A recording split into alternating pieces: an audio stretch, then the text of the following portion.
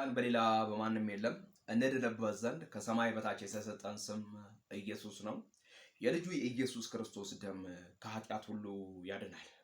ወዳጆቼ፣ ወንድሞቼ አንዳንድ ኮሜንቶችን አያቸዋለሁ።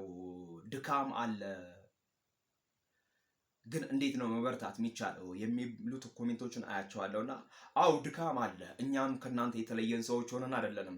እኛም የእግዚአብሔር ምሕረት፣ የእግዚአብሔር ቸርነት፣ የእግዚአብሔር በጎነት፣ የእግዚአብሔር መልካምነት በዝቶልን እንጂ በጣም እየደከመን በጣም እየዛልን የክርስትናን ረዥም መንገድ እየተጓዝን ያለን ሰዎች ነን።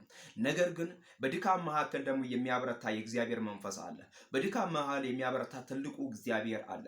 ወደዚህ እግዚአብሔር በጸሎት ወደዚህ እግዚአብሔር ፊቱን በመፈለግ መቅረብ አለብን። ይሄንን ባደረግን ቁጥር እንበረታለን። ዓለም በራሷ በጣም ከባድ ናት። በዓለም ላይ መኖር ከባድ ነው። ከኃጢአተኛው ጋር አብሮ መኖር ከባድ ነው። ከመጥፎ ጋር አብረን መኖር ከባድ ነው። የእግዚአብሔርን ስም በከንቱ ከሚያነሳው ወይም ደግሞ የእግዚአብሔርን ስም በመልካም ከማይጠራው ጋር አብሮ መኖር በጣም ከባድ ነው። ነገር ግን በዚህ መካከል ዓለም ላይ ብንኖርም በዓለም ልንዋጥ አይደለም። ዓለምን አሸንፌያለሁ ብሏል እኛ የምናመልከው ጌታ የናዝሬቱ ኢየሱስ ክርስቶስ። ስለዚህ ዓለምን የሚያሸንፈው ጌታ ከኛ ጋር ከሆነ ዓለምን ወደ አሸነፈው ጌታ ወደ እርሱ እየተጠጋ የእግዚአብሔርን ቃል ከትላንትናው በበለጠ በብርታትና በኃይል ልናገለግል ይገባል። መዳን በሌላ በማንም የለም። እንድንበት ዘንድ ከሰማይ በታች የተሰጠን ስም ኢየሱስ ነው። የልጁ የኢየሱስ ክርስቶስ ደም ከኃጢአት ሁሉ ያነጻል እያልን ምንናገረው ይሄ እውነት ስለሆነ፣ እውነት ስለገባን፣ እውነት ስለበራለን፣ እውነት ስለታየን ነው። በእኛ ህይወት ላይ እየሆነ ያለው፣ በእኛ ህይወት ላይ የተገለጠው ነገር፣ በእኛ ህይወት ላይ የበራው ነገር የእግዚአብሔር ምሕረትና የእግዚአብሔር ቸርነት ነው።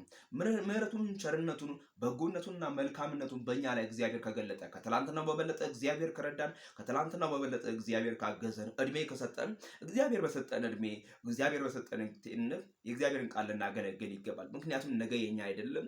ምክንያቱም ሲነጋ የኛ አይደለም። ነገ ምን እንደሚፈጠር አናውቅም። ዛሬ ግን የእግዚአብሔርን ቃል፣ ዛሬ ግን የእግዚአብሔርን ታላቅነት፣ ዛሬ ግን የእግዚአብሔርን ኃያልነት፣ ዛሬ ግን የእግዚአብሔርን መልካምነት ልንናገር ይገባል። ምክንያቱም ይህንን ባደረግን ቁጥር እግዚአብሔር አምላክ እኛን ይረዳናል። እግዚአብሔር አምላክ እኛን ያግዘናል። እግዚአብሔር አምላክ ከኛ ጋር ይሆናል። እግዚአብሔር አምላክ ለኛ ኃይልና ለኛ ጉልበት ይሰጣናል። ምክንያቱም የምንናገረው የእግዚአብሔርን ቃል ነው። የምናወራው የእግዚአብሔርን ወንጌል ነው። የምንሰብከው የእግዚአብሔርን ወንጌል ነው። የምስራቹን ወንጌል የሚናገሩ እግሮች ምንኛ ያማሩ ናቸው፣ ምንኛ የጸኑ ናቸው በእግዚአብሔር ፊት። ብዙዎችን ብናያቸው ይህንን የምስራቹን ወንጌል ተናግረው ድል ሆኖላቸዋል። ብዙዎችን ብናያቸው ይህንን የምስራቹን ወንጌል ተናግረው በረከት ሆኖላቸዋል። ብዙዎችን ብናያቸው ይህንን የምስራቹን ወንጌል ተናግረው ማምለጥና መኖር ሆኖላቸዋል።